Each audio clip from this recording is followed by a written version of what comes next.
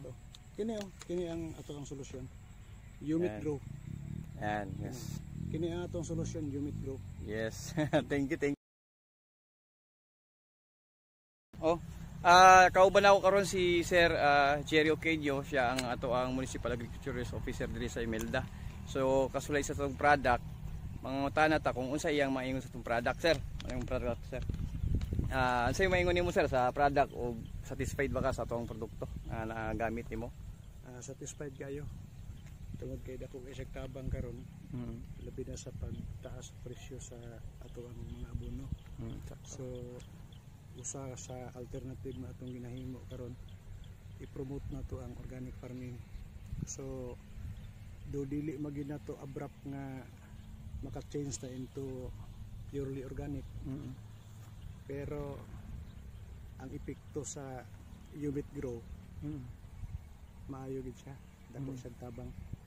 Kay sobra 50% ang nakuha sa gasto sa ato mga synthetic na ginagamit nga abono.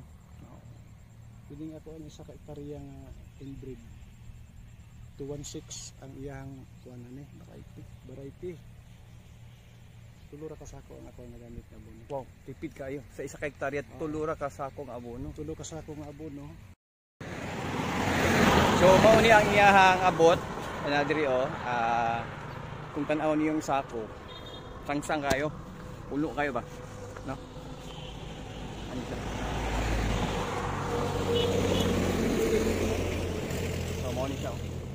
At ang isa ka sako, ang kiloan sa 70 plus 74 or almost 80 or more than 80, ang uban dili pare-parehas. So tindas kayo sa 0.7 nga hektarya, wala pa ganito, abot 0.7 daw kay nakuha ang isa ka kahon sa pika. So ang iyang abot 75 sa sako. So good, no? So panalo gid ang iyang abot ani.